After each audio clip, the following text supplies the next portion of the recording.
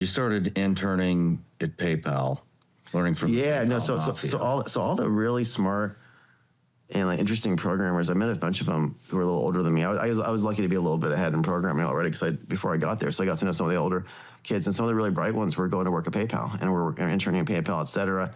And so I applied my freshman year. I thought, this is really cool. I want to go work with these people.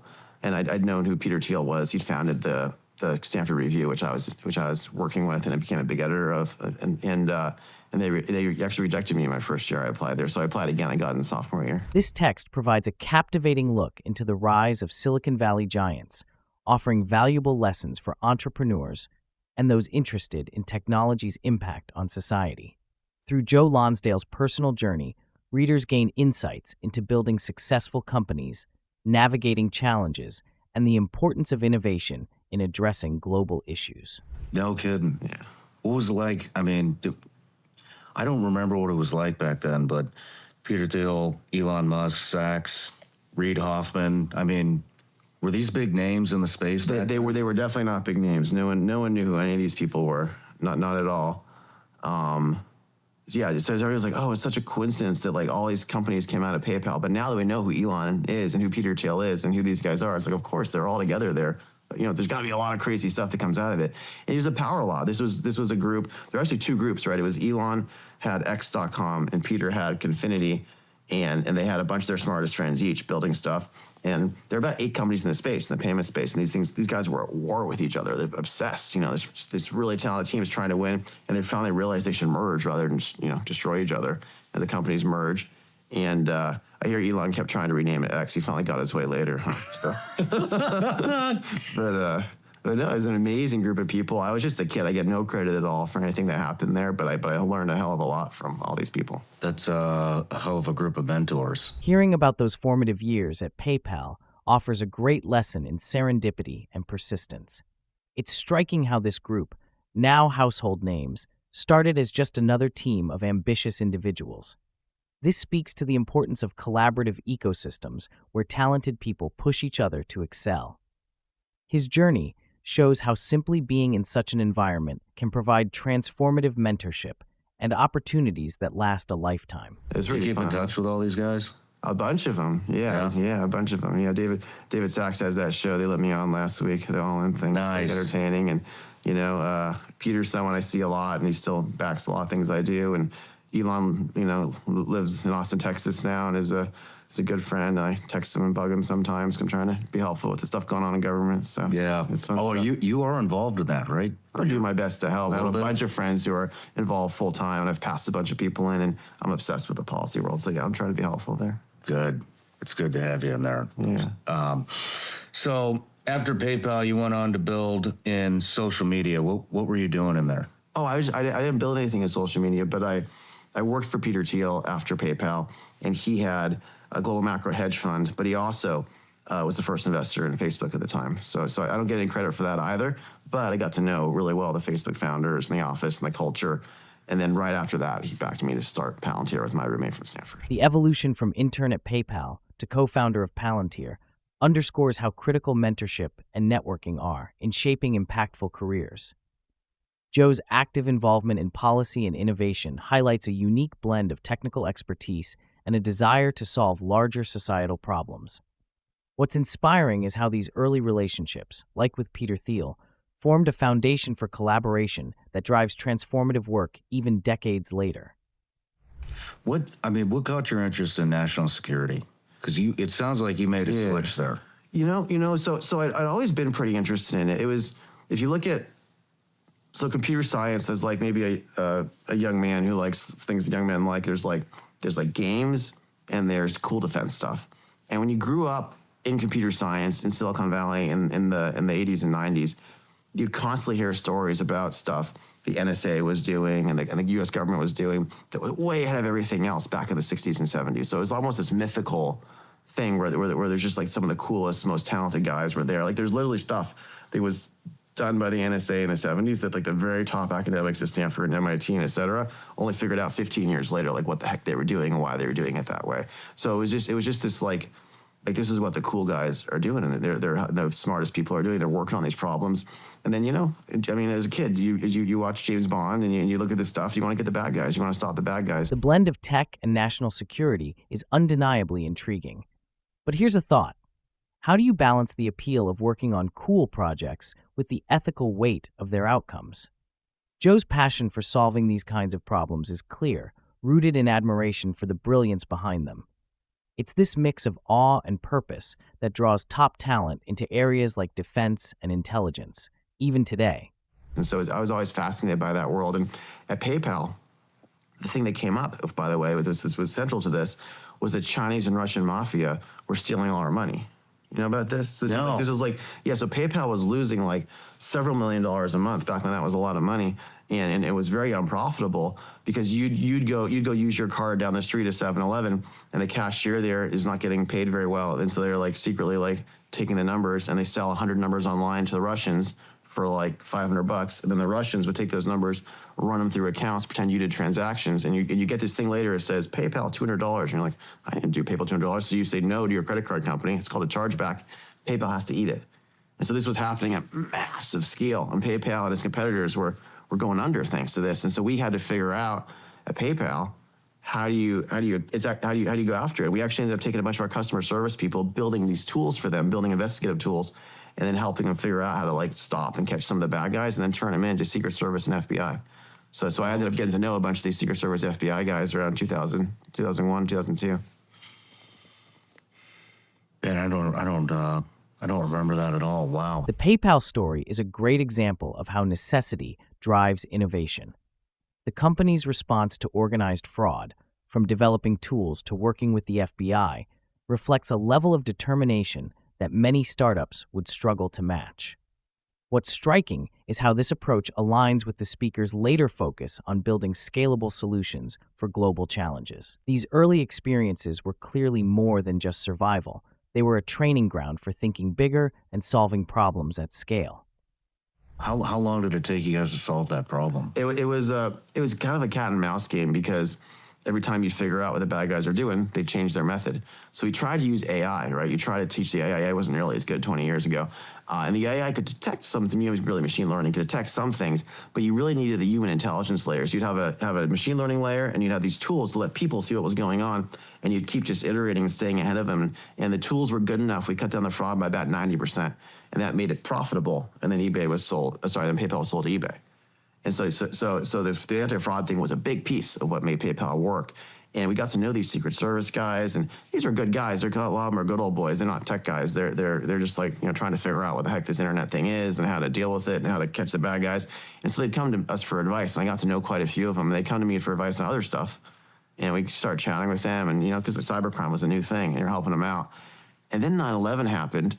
And then we kind of saw the government spend billions of dollars trying to build new tools to help them do better, to stop future stuff. And the stuff they were building horrified us. It was stuff that was based on principles from maybe like 20 years ago. And we're like, wait a second, guys, like Silicon Valley exists. We've done all these new things with all the top talent. And it was just so disconnected. And we realized this is actually really scary because our country's spending actually tens of billions of dollars on this stuff that doesn't work, that's 20 years out of date. It's just completely not what a top software culture is. And that's when we realized, well, we got to figure out how to get involved and how to fix this. And how did you get involved? We started Palantir with Stefan and I. I got about a bunch of my friends who were in PhD computer science programs one summer to come and sketch and draw it up with us, and they all thought we were totally crazy, so we couldn't convince them to join. A few of them joined a few years later. What's fascinating here is the realization that even with all the tech progress, human intuition still plays a crucial role in solving complex problems. But could there be a better synergy between human intelligence and AI in today's fraud prevention systems? Joe's frustration with the government's efforts post 9/11 shows just how disconnected some systems can be from the realities of modern technology. So, what can be done to bridge that gap, ensuring that the most effective, advanced tools are in place for national security and cyber defense? What is Palantir? So, at a very high level, Palantir is an effort to take like the very top technology culture in Silicon Valley and apply it to solve the most important problems, in these institutions that didn't have tech cultures or in the intelligence and defense world. But what is it actually doing? So there was really initially 4 pillars of Palantir. It was data integration, search discovery, analysis, knowledge management, and collaboration. And each of those is like a really big hard product. So what happens if you have a government department? At the time, government was spending, say, $36 billion gathering data. So it's your job. There's like 5,000 databases. There's all sorts of SIGINTs and UMINTs and other things coming in.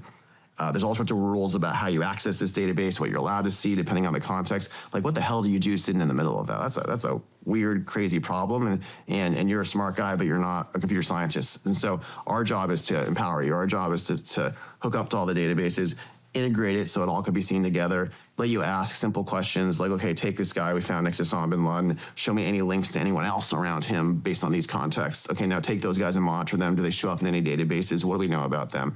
And just be able to kind of iteratively explore and analyze while not breaking the rules on what you're allowed to see and bringing things in more easily. Palantir's 4 pillars, data integration, search and discovery, knowledge management, and collaboration, create a robust foundation for solving complex issues in national security and defense.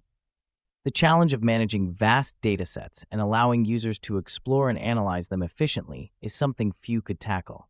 By focusing on user empowerment, Palantir enables personnel, even without a technical background, to ask meaningful questions and make informed decisions, all while ensuring compliance with the rules. This is the future of tech in critical fields. So it's a hard problem to solve. I mean,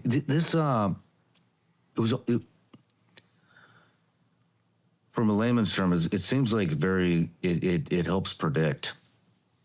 There's some prediction, but what you're really doing. So Palantir today is different than Palantir then. Palantir then was all about organizing this information to extend human intelligence into this massive amount of data, because there's no way that any single human is going to be able to keep 5,000, 20,000 databases of stuff of different formats in their mind at a time. So you're going to have to organize it in a way you can interact with it, ask questions, preserve your investigations, share with others, collaborate.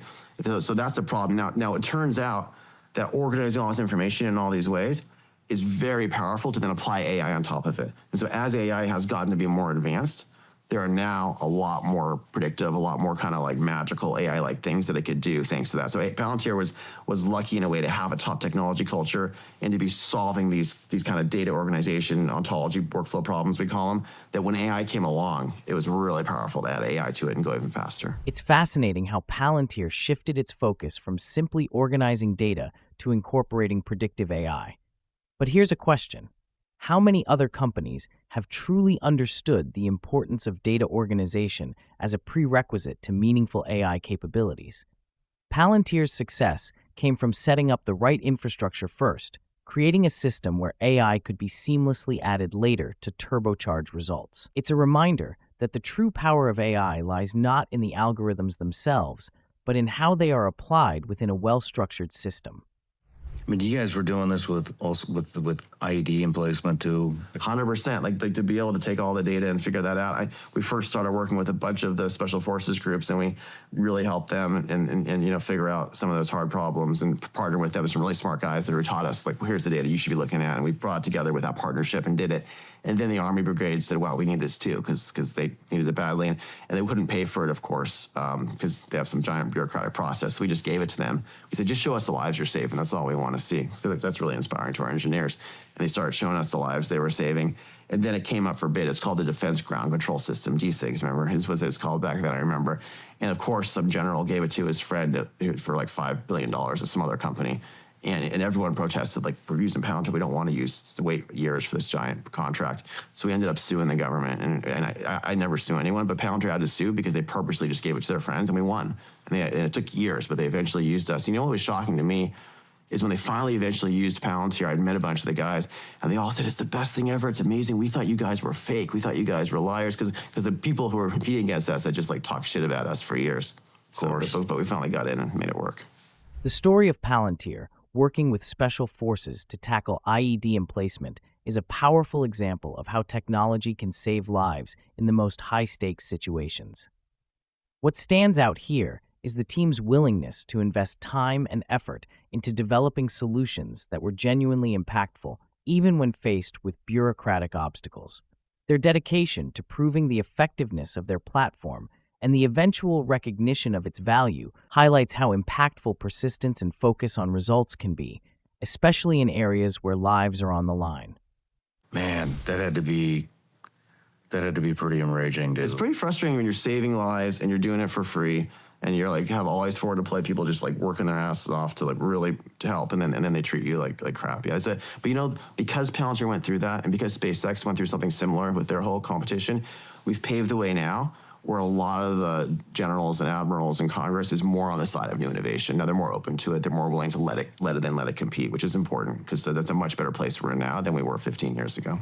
Man, that's great to hear.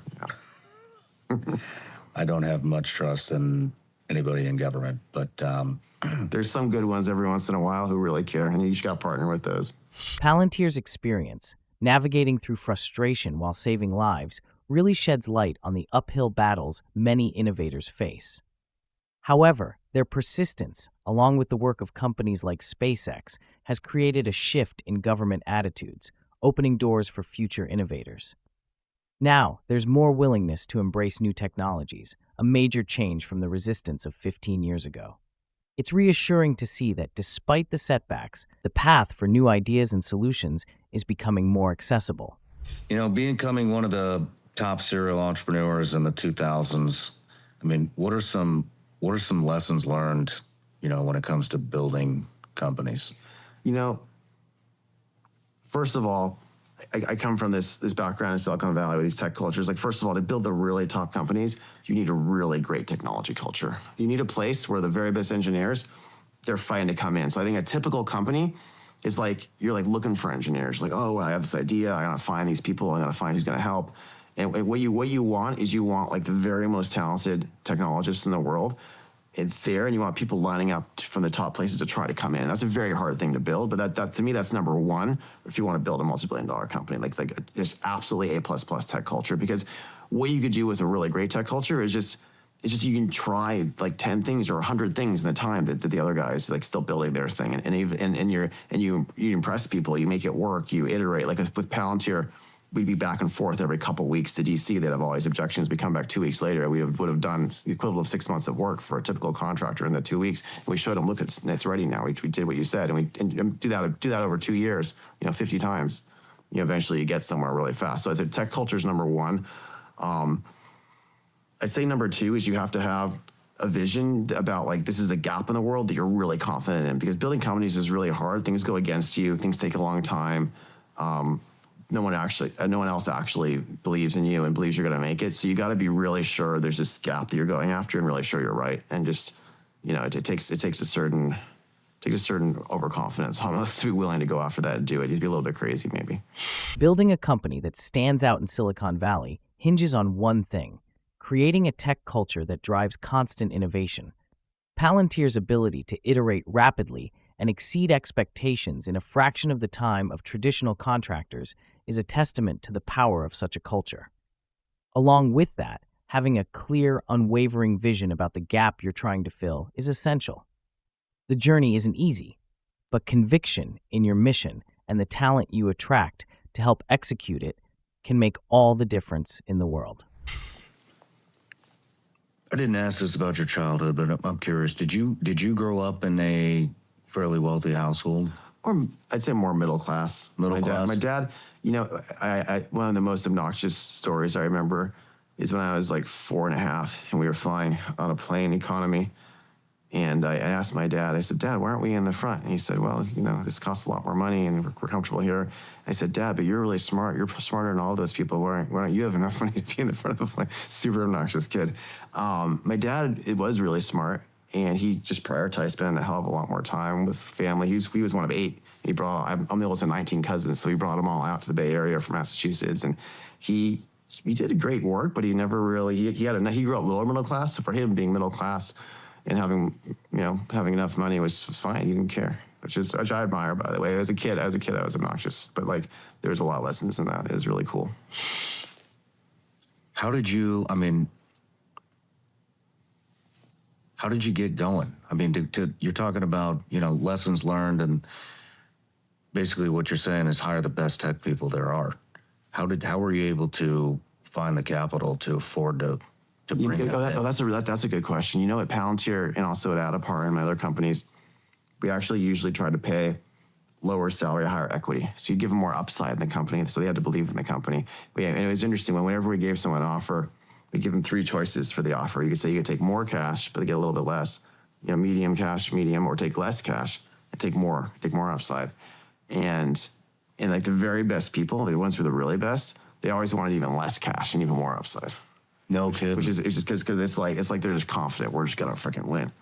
And it was fun. I used to give them a table. Here's what their shares would be worth if we had a certain level of success, and we'd give them the different types of options. And the biggest option was, if we make this company worth $5 billion, here's what your shares are going to be worth. And everyone says, Joe, you can't say $5 billion. That's too high. That's ridiculous. So that was, it was kind of fun. It's 160 now, but that took 20 years. Wow. It's really interesting to hear about the hiring philosophy, paying lower salaries, but offering higher equity to get the best people. This concept not only encourages innovation and commitment, but also fosters a culture of ownership and shared responsibility. People who choose this route are obviously invested in the company's future, believing in the potential for something bigger. The success of your companies is proof of how effective that approach can be when you attract the right people who are in it for the long haul. What kind of percentage of ownership were you, or shares were you like? I mean. So for an early, really strong engineer, they might get depending on where we are, you might get a really strong one early on, might get 1%, and then it gets diluted over time, right? So it goes down, but later on, people get 0.5%, 1/4%. And dilution is when you raise more money, so you own a little bit less than that. But let's say you started with 1/4%, you get diluted down to 0.1%. But 0.1% of a few billion is still a really big number, and 0.1% of 100 billion is a lot. So a lot of these guys did really well. Wow. How long did it take you to start? Was there a turning point? Oh yeah. You actually, 3 years into Palantir, we were building this software, iterating. A few of the top guys for the engineering side are basically ready to quit. They're like, Joe, this is just not working out. Like, we haven't got enough contracts. It seems like it's really unlikely it's going to be there. And, I found this in life is oftentimes right before the breakthroughs, you get this really hard time where people are just giving up. And I think I convinced a couple of them, let's just push for 6 more months because we have these other things coming. And, and Alex Karp did a really great job of figuring out how to get both the FBI and CIA to move on something, and all of a sudden we had these bigger contracts, and it was good, and we were building, but it came really close to dying early on. This stuff takes a long time to build, right? And like I said, you got to be a little bit crazy because you just got to push really hard. You're building a bridge, and you don't know if the island's there or not that you're building it to. Man, that's super inspiring. Hearing about how close Palantir came to folding after just a few years really puts into perspective the sheer difficulty of building a successful company. The combination of persistence and timing seems key. Sometimes, all it takes is that final push when everything seems impossible. The fact that Palantir managed to pull through, thanks to securing contracts with major agencies, shows just how critical it is to find the right opportunities at the right time. Building something big requires resilience, and Palantir proved that to be true. In conclusion, Joe Lonsdale's journey from intern at PayPal to co-founder of Palantir underscores the importance of mentorship, collaboration, and a focus on solving real-world problems. His unwavering belief in the power of technology and data to make a positive impact, coupled with his ability to attract and retain top talent, has been instrumental in the success of his ventures. Lonsdale's story is a valuable reminder that the path to innovation is rarely easy, but with perseverance and a clear vision, even the most ambitious goals can be achieved.